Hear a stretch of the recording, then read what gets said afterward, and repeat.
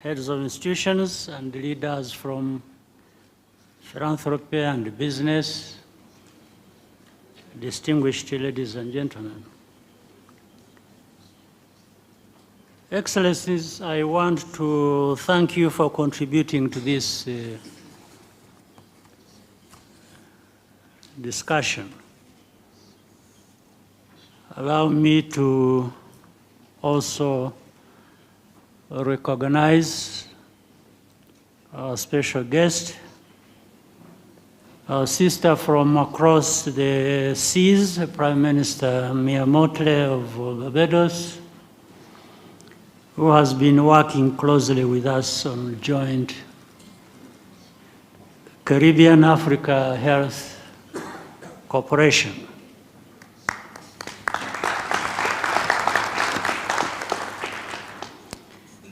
When the first Africa Leadership Meeting on investing in health was held here in 2019, donor support for health budgets was already under strain. As African governments, it was time to start getting more serious about financing our health systems out of domestic revenues. The work done over the past few years, led by NEPAD and its partners, has provided us with tools to know how effective our health spending is. That is because it is much easier to make the argument to our parliaments and taxpayers that we should spend more on health if we are also spending those funds better for bigger health outcomes.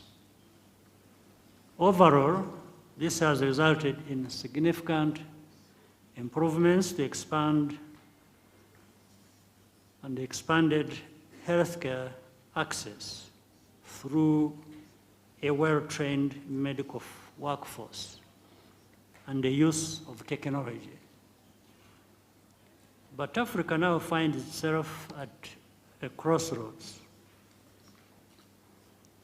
The health financing landscape has shifted dramatically. To attract grant funding for health, we will have to make a very strong case. And that means contributing more from our own resources and relentlessly focusing on value for money. We should not be daunted by this. The work to build our continent, including our health, cannot be outsourced to anyone else. Current events are therefore an invitation for us to take full ownership of our challenges and find alternative ways of addressing them. I would like to suggest 3 new approaches for the next chapter of our shared domestic health financing mission. First, our continental health bodies are just as much a part of our national health systems as our own hospitals and clinics. We must commit to contributing more to Africa, CDC, NEPAD, and the African Medicines Agency. Strong and capable continental bodies save us money and save lives. And we saw this clearly during the COVID pandemic and more recently in the continental response to mpox and Marburg. Second, we need to join forces with the growing community of African philanthropists and ensure that health will be a major target of their charitable giving. Partnering with African philanthropists is how the foundation from outside, such as the Gates Foundation, the Susan T. Buffett Foundation, and the MasterCard Foundation, which have contributed so much to Africa's health, can leave a legacy far in excess of the amount they have spent. Third, a study of successful health systems around the world continues and confirms that without exception, the private sector plays an enormous role, both in the provision of care and in ensuring that workers benefit from high-quality insurance, complementing what the state is able to provide on its own.